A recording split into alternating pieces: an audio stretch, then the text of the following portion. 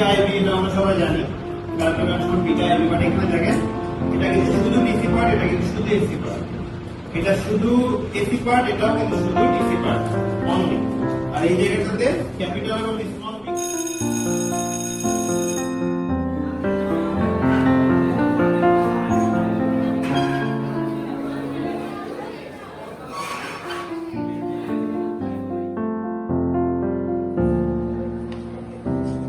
বন্ধু প্রচুর খোলা যাচ্ছে রে।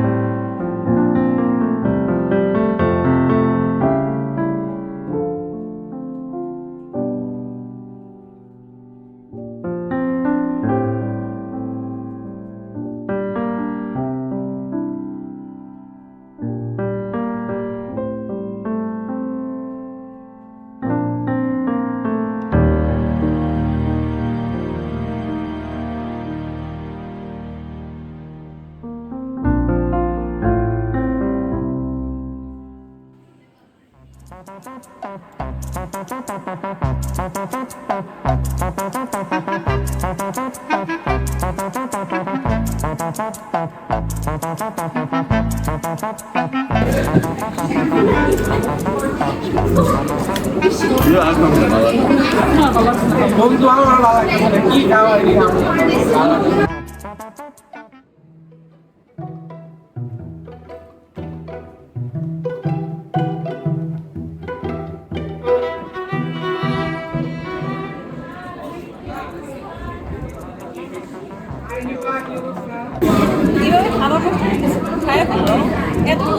খাইতে মনে চাই খাইতে ইচ্ছা করতেছে নিছি এমন একটু কি যাই খাইতে পারতেছি না খাইতে পারতেছি না ভালো লাগতেছে কি করবো জীবনে বেশি নিয়ে খাওয়া খাইতে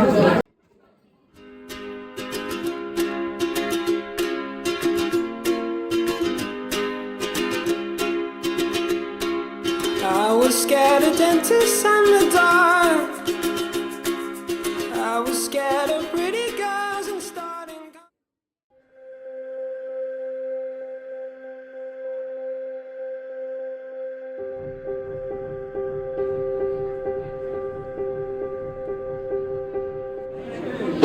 কিরে এমনি খাবার নষ্ট করতেছিস কে লেগে? এমনি ফালাই চড়াই কেউ খায়? হ্যাঁ বেটা আবার কথা কস। হ্যালো, আচ্ছা তুই যে খাবারগুলো নষ্ট করতেছস সেগুলা কিন্তু হচ্ছে গিয়ে তুই স্ট্রিট কুকুর আছে, তারপরে হচ্ছে গিয়ে তোর গাজায় অনেক মানুষ কিন্তু সাফার করতেছে। আসলে এগুলোর কথা চিন্তা করলে এগুলা খাবার কখনো ওয়েস্ট করতি না আসলে, ঠিক আছে? আর এতগুলা খাবার তুই না নিলেও পারতি, এতগুলা খাবার না নিয়ে হচ্ছে গিয়ে এগুলো ওয়েস্ট করতি, তুই পরিমিত পরিমাণে নিতি যেগুলো হচ্ছে গিয়ে যতটুকু তোর দরকার।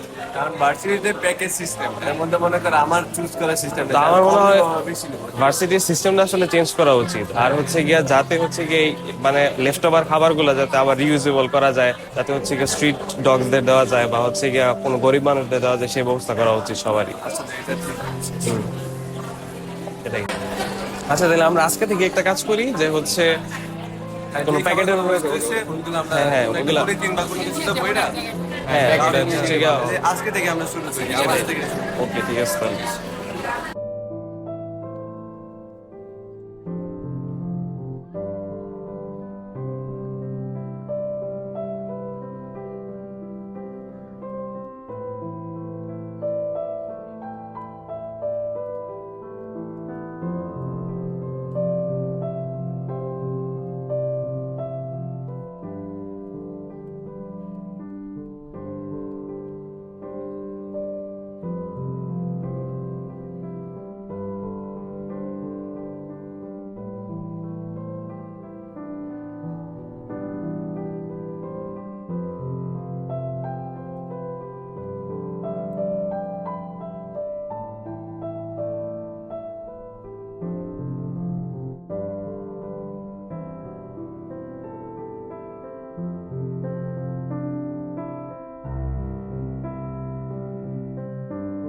আপনারা সকলেই জেনে থাকবেন যে বিভিন্ন নিউজ পেপার এবং বিভিন্ন প্রতিবেদন থেকে আমরা প্রতিদিন জানতে পারি যে আমাদের দেশে যে জায়গায় বা পুরো বিশ্বে যে জায়গায় 78 কোটি মানুষ না খেয়ে রয়েছে, সেখানে বিভিন্ন কোটি কোটি টন পরিমাণ খাবার বিভিন্ন জায়গায় অপচয় হইতেছে। ঠিক আছে, বিভিন্ন 2022 সালের একটা পরিসংখ্যান থেকে আমরা দেখতে পারি যে 25% খাবার বিভিন্ন ক্যান্টিন, রেস্তোরাঁ এবং বিভিন্ন হোটেল থেকে খাবার অপচয় হইতেছে এবং বিভিন্ন মুদিখানা থেকে 18% খাবার নষ্ট হচ্ছে।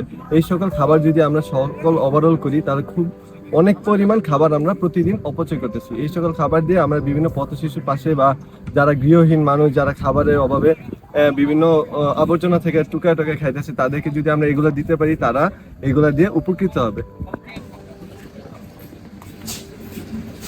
আমরা জানি গাজার বর্তমান অবস্থা খুবই ভয়াবহ, যেখানে বছরের পর বছর ধরে যুদ্ধ চলে যাচ্ছে।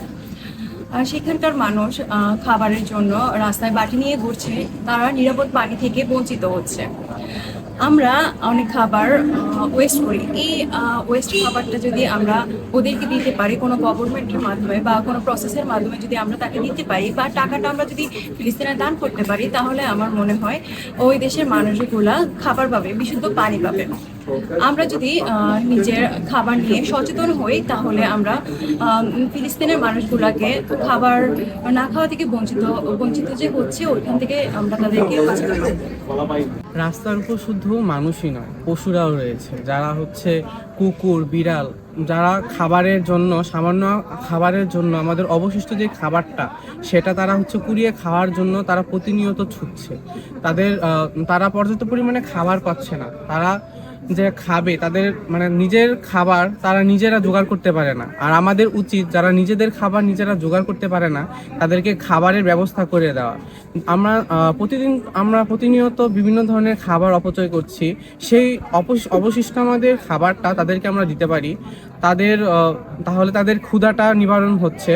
তো এইভাবে আমরা মানে তাদের পাশে যারা হচ্ছে মানুষের পাশাপাশি কুকুর, পশু পাখি, বিড়াল, তাদেরকেও আমরা সাহায্য করতে পারি। তাদের মুখেও আমরা সামান্য একটু অন্ন বা অন্যের যোগান দিতে পারি। অনেকবার দেখা যায় যে আমরা বেশি করে খাবার নিই, তো এগুলো খাইতে পারি না, তো এগুলো হচ্ছে আমরা নষ্ট করি বা অপচয় করি। তো এটা হচ্ছে বড় সমস্যা। এর থেকে আমরা হচ্ছে এই খাবারগুলো সহজে আমরা সংরক্ষণ করতে পারি। যদি এই খাবারগুলো যদি আমরা কোনো খাদ্য ব্যাংক অথবা হচ্ছে পথ শিশু বা দারিদ্র বা পশু পাখিকে দিই, তাহলে এগুলো হচ্ছে আমরা সহজে খাবারগুলোকে সহজে সংরক্ষণ করতে পারবো। প্রতিদিন আমাদের বিশ্ববিদ্যালয় সহ বিভিন্ন ধরনের শিক্ষা প্রতিষ্ঠানে প্রচুর পরিমাণে খাবার নষ্ট হয়ে থাকে। এসবের বিরুদ্ধে আমাদের কঠোর ব্যবস্থা নেওয়া উচিত। যেমন বিশ্ববিদ্যালয় কর্তৃপক্ষ থেকে আমাদের বিভিন্ন ধরনের সেমিনার এবং ওয়ার্কশপের ব্যবস্থা করা উচিত, যাতে করে শিক্ষার্থীরা খাবার নষ্টের বিরুদ্ধে এবং অপচয়ের বিরুদ্ধে কঠোর হয়। এছাড়াও শিক্ষার্থীদের খাবার নেওয়ার সময় তাদের সচেতন হওয়া উচিত, যাতে তারা পরিমাণ মতো খাবার নেয়, যাতে তারা যতটুকু পরিমাণ খেতে পারবে ততটুকু পরিমাণ খাবার নেয়, যাতে তাদের পরের খাবারটুকু ওয়েস্ট না হয়। তার মধ্যে আমরা আরেক ধরনের ব্যবস্থা নিতে পারি, যেটা হচ্ছে বিভিন্ন ধরনের এজেন্সির মাধ্যমে আমরা যেসব খাবারগুলো ওয়েস্ট হয়েছে সেসব খাবারগুলো বিভিন্ন ধরনের গরিব মানুষ অথবা বিভিন্ন কুকুর, বিড়াল এসবকে দিতে পারি, যাতে আমরা খাবার অপচয় রোধ করতে পারি। সুতরাং এভাবে আমরা খাবার অপচয় রোধ করে একটি সুন্দর ভবিষ্যৎ নিশ্চিত করতে পারি। ধন্যবাদ সবাইকে।